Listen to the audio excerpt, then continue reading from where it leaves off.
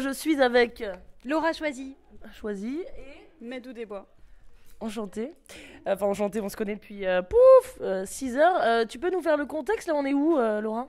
On est chez Carole qui a lancé sa boîte, sa marque Ouais, en fait, c'est pas vraiment sa marque, mais en tout cas, mais elle est juste là. Vous ne la voyez pas, mais elle est juste là. Donc, nous sommes chez elle. Elle a lancé une entreprise qui s'appelle Rice Me Up, qui va permettre d'acheter toutes sortes de riz du monde entier, extrêmement qualitatifs. Et tout ce qu'elle veut, c'est redonner ses lettres de noblesse au riz, aux cosmétiques à base de riz, aux produits à base de riz, que ce soit de l'alcool, du thé, etc. Et qu'est-ce qu'on vient de faire, justement? Pourquoi on a un teint de pêche? On vient de se tester ces produits à base de riz, donc un peeling au riz. On a fait aussi un masque au riz et on fait aussi un petit pchit à base de riz. Et voilà. Petit pchit à base de riz. Ok. Eh bien, c'est pour ça, là, on est toutes riz. On rit. Et alors, tout ça veut dire que vous avez... Oui, je sais, elle est bonne celle-là. Je l'avais pas dit. On est en direct d'un co-homing. Alors, donc ça veut dire faire du co-working, donc travailler ensemble, mais chez quelqu'un, donc en l'occurrence chez Carole. D'où vient ce terme, Madou? Bah, je sais pas. Qui a inventé le co-homing? Est-ce que... Ah bah c'est moi. C'est toi? Ce mot, c'est toi qui l'as inventé? Oui. C'est vrai? Oui, c'est vrai. Il est utilisé nulle part. Non, pas dans ce contexte-là du moins. C'est-à-dire que ça venait de la contraction de coworking at home. Ok. Co-home. Tout simplement. Ok. Et comment t'as eu l'idée tout d'un coup de faire ça? J'étais toute seule chez moi et je ne riais pas. Et que après avoir lancé mon activité de freelance toute seule dans mon salon, c'était pas très drôle à longueur de journée et j'avais très envie de plus être très seule. Et c'est comme ça que l'idée est née. Je me suis dit, je pourrais très bien inviter des gens à partager des masques au riz, pourquoi pas, mais aussi des moments de rigolade et surtout des moments de travail hyper intéressants. Et c'est comme ça que je me suis dit, je vais en inviter pour venir chez moi. Et de fil en aiguille, je me suis dit, allez, je vais créer une boîte parce que je veux que tous les indépendants et les entrepreneurs puissent y avoir accès, quoi. Quel est votre co-homing le plus insolite, le plus rigolo? Je crois que c'est aujourd'hui. Le plus chiant, hein.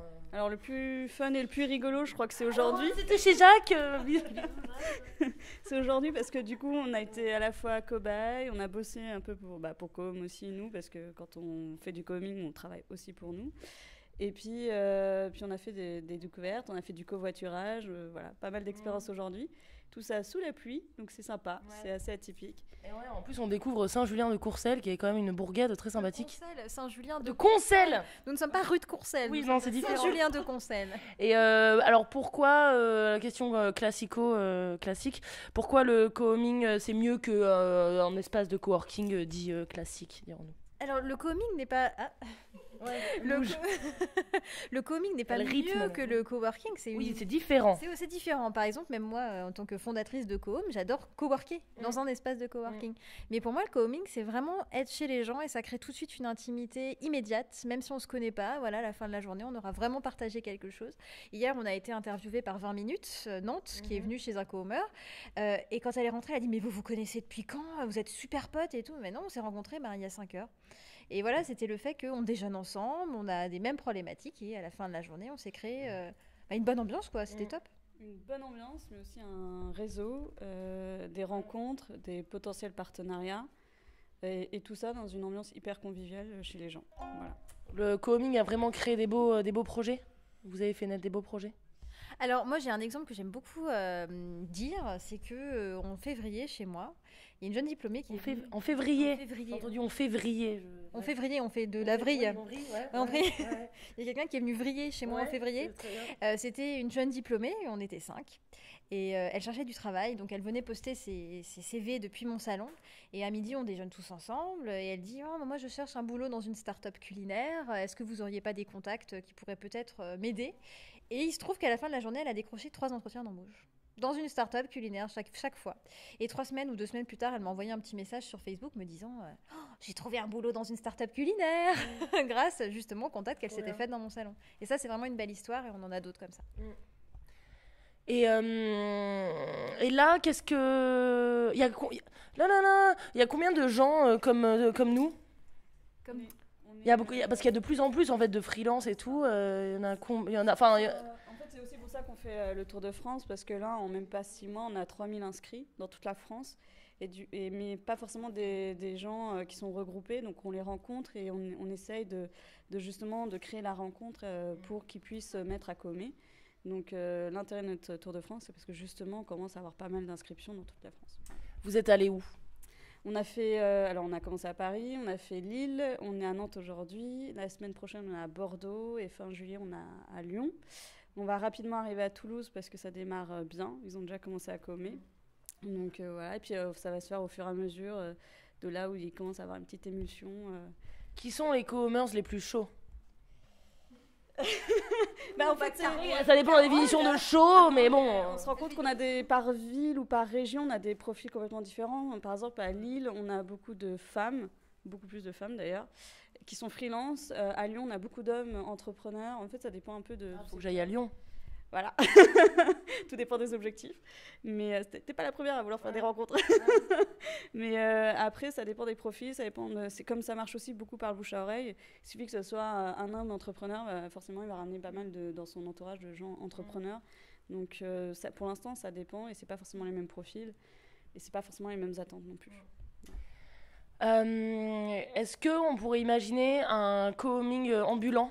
C'est-à-dire, tu vois, je pourrais aller co-homer, mais dans d'autres villes et tout. Mais là, c'est le but. C'est le but, c'est ça fait voyager en plus. Ouais, alors c'est justement le but, c'est qu'aujourd'hui, on parle de plus en plus des digital nomades. La petite note qui le dit. C'est-à-dire que aujourd'hui, les professionnels indépendants, c'est une population qui va croître de plus en plus. Si on prend ne serait-ce que les chômeurs avec 10 millions, on rajoute les plus de 700 000 freelances, on est déjà presque à 11 millions. Ça fait une population qui a l'habitude de bouger, ne serait-ce que pour chercher du travail, on bouge. Quand on passe des entretiens, on bouge. Même si on est un commercial, tout simplement, on a l'habitude de bouger entre les villes.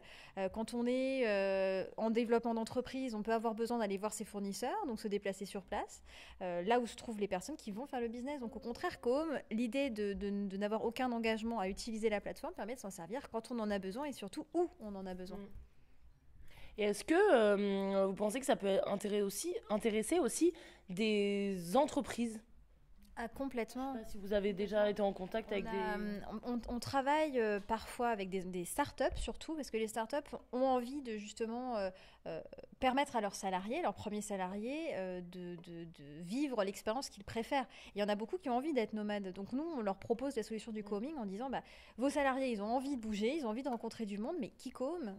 Et du coup, on propose le co-homing justement des entreprises. Faites que vos salariés s'inscrivent sur co-home, ils seront très contents. Donc vous co-homez tous les jours ? Pas tous les jours, mais là, dans le cadre du Tour de France, oui. Mais on le fait au moins 1 ou 2 fois par semaine. Et je pense que ça correspond un peu à la moyenne des co-homers, en fait. C'est-à-dire qu'il y en a, ils vont justement faire du coworking le reste du temps. Et on a aussi des fois des moments où on a besoin de se concentrer ou des rendez-vous clientèle. Donc on ne peut pas forcément, nous, co-homer tous les jours. Mais entre nous deux, parce qu'au départ, on n'était pas associés, on faisait du co-homing ensemble et c'est comme ça qu'on s'est lancé dans l'aventure. C'est trop bien. Ouais, et votre rêve le plus fou pour co-home ? Il y en a plein. Vas-y. Non, vas-y, allez, vas-y. Moi, ça serait faire le tour du monde. On vient de faire le Tour de France, donc prochaine étape, pour moi, ça serait faire le tour du monde. Voilà. Ouais. Mais est-ce que donc vous savez, pour vous pensez que ça n'existe pas du tout à l'étranger ? Si, mais sous plein de formes en fait, parce que naturellement les gens ils sont pas surpris quand on leur parle du co-homing, au moins les freelances, ça leur paraît même évident et c'est pour ça qu'ils s'inscrivent rapidement une fois qu'on parle du co-homing, parce que c'est évident et c'est simple à mettre en place. Donc les gens, d'ailleurs même ici, Carole elle le faisait naturellement avec des potes à elle. Donc oui, mais ça reste en petit réseau et avec des gens qu'on connaît. Donc là, nous, ce qu'on propose, c'est justement d'élargir et justement les partenariats, le réseautage, ça se fait surtout avec des gens qu'on ne connaît pas. Voilà, donc l'intérêt du co-homing, pour nous, c'est vous amener d'autres personnes et faire plein de connaissances. Tu commencerais ton tour du monde par où ? Alors, si on fait ma checklist personnelle, je commencerai par Bali. Ah ouais, moi aussi, je veux bien. Ça pourrait être pas mal. Surtout qu'en fait, à Lille, on a justement un digital nomade développeur qui revenait de Bali. Et moi, j'ai toujours eu envie de faire Bali. Et il en a parlé à ses boss qui sont en ce moment à Bali. Mais après, honnêtement, tous les pays m'intéressent. Donc, je m'en fiche un peu tant que je voyage. Même en France, même ailleurs, je m'en fiche. Je viendrai aussi. À toi. Et moi, mon rêve le plus fou, ce serait que n'importe où dans le monde, une personne qui se dise... Les gens soient heureux. Oui, au-delà de ça... Voilà, la paix dans le monde. Non, n'importe où dans le monde, quelqu'un qui se lance, par exemple, dans l'entrepreneuriat, ou qui veut monter une activité solo, ou qui est chômeur, se dise demain, je vais co-homer pour trouver des idées, pour trouver des bons plans et peut-être trouver du boulot. N'importe où dans le monde. N'importe où. Voilà, c'est Ça va mon le faire. rêve. Juste question technique, ça se passe comment en termes de coût, tout ça? Ça se passe généralement très bien. Ouais. Voilà. Le site sera lancé en septembre donc 2016. Ce sera tout simple. Vous créez un compte sur le site. Vous rentrez vos coordonnées si vous êtes hôte. Vous mettez des photos. Vous indiquez combien de personnes vous pouvez accueillir. Qu'est-ce que vous offrez, du thé, du café, des gâteaux. Vous indiquerez dans votre profil personnel votre métier. Si vous le souhaitez, vous pouvez indiquer vos hobbies pour que les personnes, quand elles se rencontrent, aient déjà en fait des affinités qui se créent naturellement.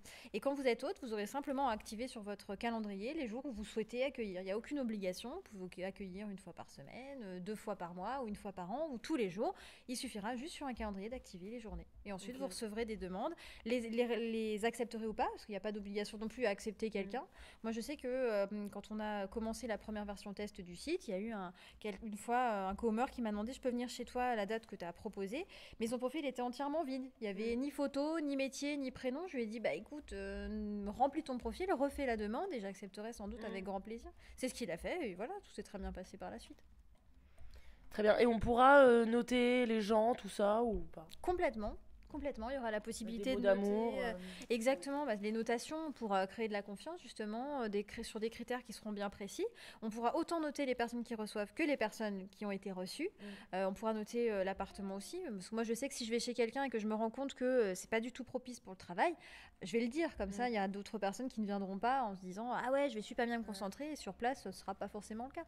Mais pour toute autre raison, c'est important de pouvoir noter effectivement. Trop bien. Et est-ce que vous avez un dernier message à faire passer? Un autre message? Carte blanche. Il aurait fallu que j'y réfléchisse. Quoi? Osez co-homer. N'ayez pas peur de l'inconnu. Aimons l'inconnu. Aimons l'inconnu, c'est bien ça. On est tous sympas, venez nous voir. Ouais. Je pense que c'est ouvrir sa porte. C'est ouvrir le monde des c'est surtout ouvrir le monde des opportunités. Ouais, voilà, c'est ça. C'est se dire que la rencontre la plus efficace est souvent la rencontre à laquelle on s'attend le moins. Voilà. C'était spontané. C'est beau. Je vais me coucher. Et vous venez de Paris, c'est ça à la base? Alors moi, je suis au Savoyarde à la base. Je viens du fin fond de la montagne. Comme je renie Paris, mais je suis expatriée parisienne depuis 7 ans. Et est-ce que justement il y a des gens qui proposent des co-homing bon là on est pas dans la campagne mais un peu dans des si bon on est dans la campagne. Et la campagne urbaine. À 2 km, on est top. Non mais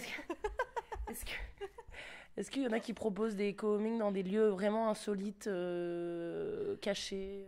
Alors, caché dans la montagne. Non, mais sérieusement, ce qu'on souhaite... Déjà, on a eu sur Paris, parce qu'on a fait pas mal sur Paris, et on commence à avoir des appartements de fous et insolites qu'on n'aurait jamais soupçonnés à Paris. Sur l'île, on a eu des super jardins, des maisons avec des super jardins en été, c'est génial. On commence à avoir Et puis, c'est aussi à Lille, la nana qui a ouvert un atelier et un bâtiment impressionnant, tu sais, l'artiste. Oui. Avec un grand vitrail. Enfin, bref, moi j'adore tout ce qui est maison, déco d'intérieur, et on trouve vraiment des perles. Et c'est génial parce que du coup on a l'occasion, on ne le ferait pas en temps normal, on ne pourrait pas visiter tout ça. Donc voilà. Surtout que j'ai un petit appart de misère à Paris, donc ça me plaît bien. C'est comme l'émission J'irai dormir chez vous, mais là c'est J'irai co-homer chez vous. C'est ça, exactement. Vous pouvez m'embaucher, y a pas de souci. Et quelles sont les anecdotes de chez Coco et chez Jojo de lundi et mardi? Et chez Caca Roll. L'anecdote de lundi, qu'est-ce que c'était l'anecdote de lundi? On écoutait de la musique et un des co-homers a dit... qu'est-ce qu'il a dit? Il est vidéaste, alors c'est normal. Ouais. Il a dit c'est jamais... Oui, il était vidéaste, motion designer.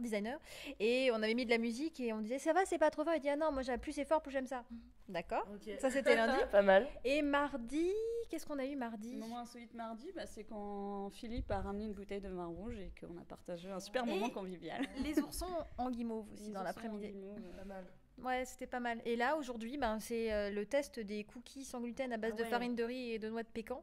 En fait, c'est vraiment centré autour de la bouffe, ce qu'on est en train de dire. Hein. Non, mais surtout le gommage. Le gommage, moi les... qui n'utilise jamais rien sur ma peau, c'était une expérience. Ouais. Et lundi, ce qui était chouette, c'est que notre hôte était designer et directrice artistique.